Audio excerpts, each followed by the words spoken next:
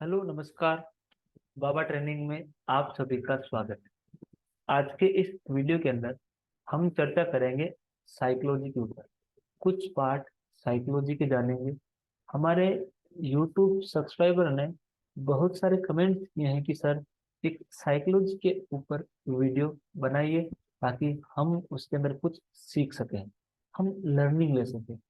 तो देखिए friends, psychology इस शब्द से, इस लाइन से बहुत सारे ट्रेडर को बहकाया जाता है, डराया जाता है और उनको जीता भी जाता है।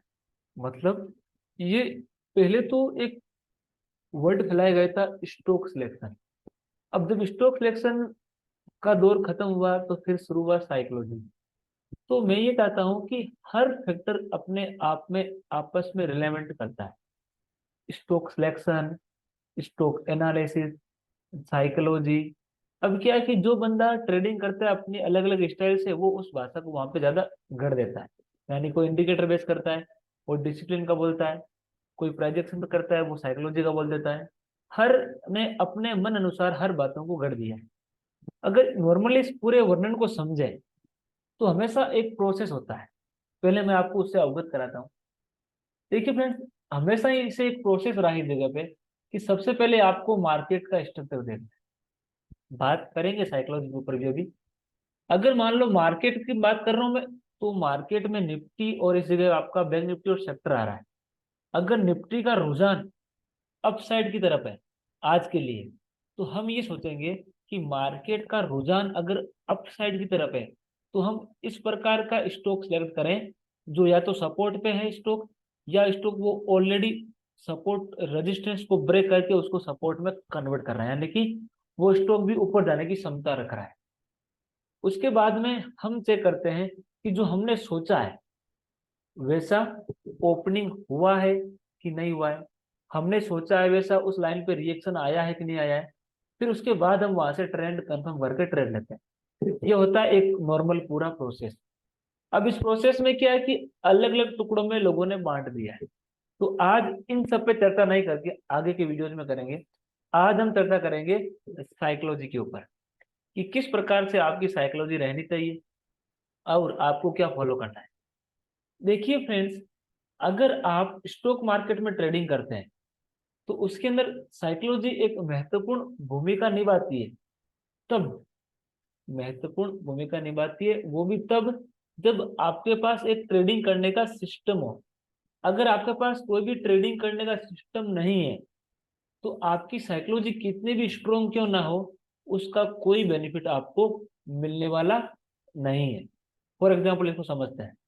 मैं आपको दो एग्जाम्पल देके इस टॉपिक को भी समझाने की कोशिश करूंगा। देखिए फ्रेंड, नंबर एक मैंने जो पॉइंट लिखा है, इस पॉइंट पे मान लो इस जगह पे कोई रजिस्टेंस है और आपने एक ऐसा सिस्टम बनाया है कि प्राइस इस रेजिस्टेंस के नीचे ओपन होगा और इस रेजिस्टेंस को टच करेगा।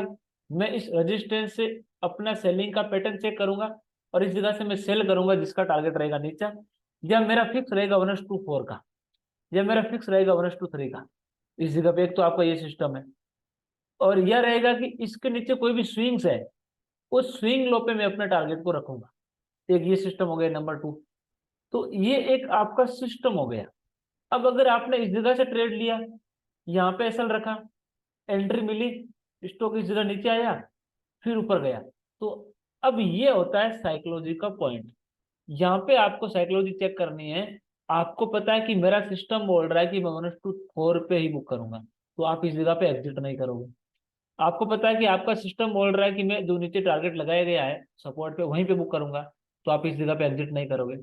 अगर आपके पास ये सिस्टम नहीं है, आधा अधूरा सिस्टम है, प्रॉफिट बुक करने का कोई रूल नहीं आपके पास, तो यहाँ पे सर जी साइकोलॉजी कहाँ काम आई। अगर आप कितने भी स्ट्रोंग हो मेंटली, तो या तो आप यहाँ से एग्जिट कर जाओगे। अब एग्जिट करोगे तो स्टॉक नीचे आ गया, एग्जिट नहीं करोगे तो मान लो स्टॉक ऊपर निकल गया। तो साइकोलॉजी तब वर्क करती है जब आपके पास सिस्टम हो और उस सिस्टम पे आपको साइकोलॉजी को लगाना है। ये हो गया एक सिस्टम पे साइकोलॉजी का लगना।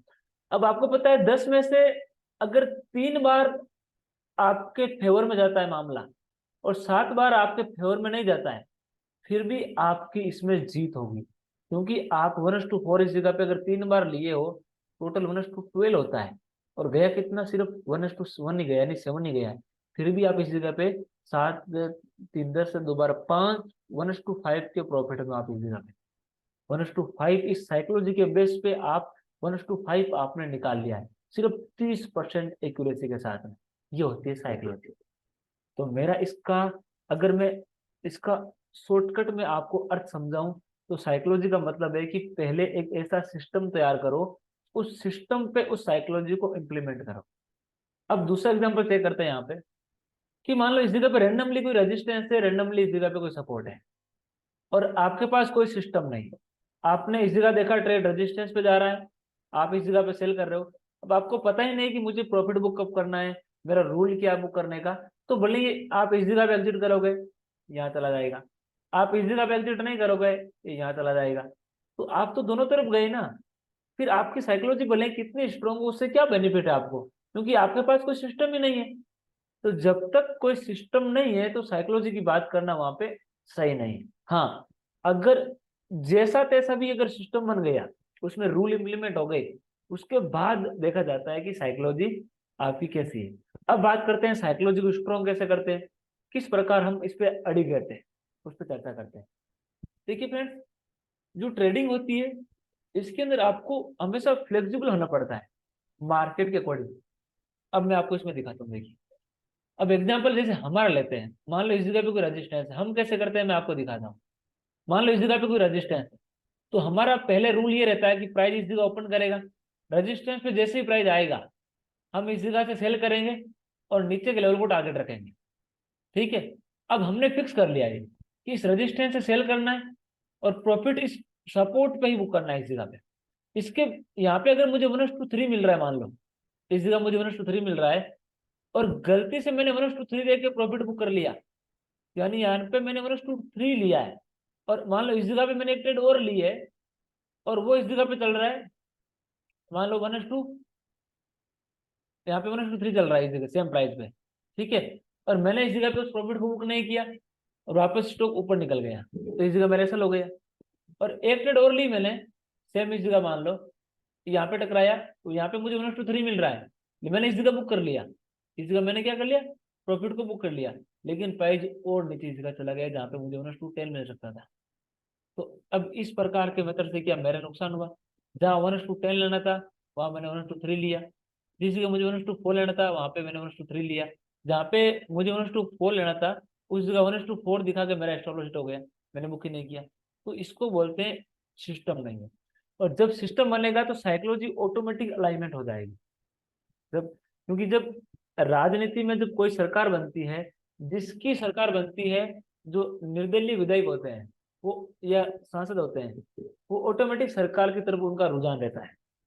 आपने इस चीज को देखा होगा कि ऑटोमेटिकली उनका रुझान उनकी तरफ रहता है। उसी प्रकार आपका अगर सिस्टम बनेगा, तो साइकोलॉजी का रुझान भी ऑटोमेटिक सिस्टम की तरफ रहेगा। इसलिए साइकोलॉजी का आप रूल बनाए, उस रूल बेस उस ट्रेडिंग को कीजिए, तो आपकी साइकोलॉजी अच्छी रहेगी। बाकी इसके बारे में विस्तार से पार्ट 2 में और चर्चा करेंगे। और देखिए मैं एग्जांपल आपको इसके अंदर एक दिखाता हूँ इस जगह फ्रेंड्स, देखिए निफ्टी का चार्ट है। अब इस जगह पे आपने इस जगह पे फिक्स रूल बना रखा है कि अगर मार्केट इस जगह पे ओपन होएगा, मान लो, तो मैं यहाँ से इस जगह से बाय करूंगा, और ये मेरा प्रॉफिट बुक करने का रहेगा।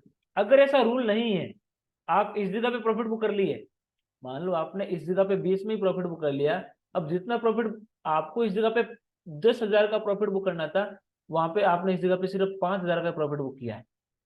वहां पे आपने सिर्फ 5,000 का ही प्रॉफिट बुक किया है, जहां पे आपको इस जगह पे 10,000 रुपये मिलने थे।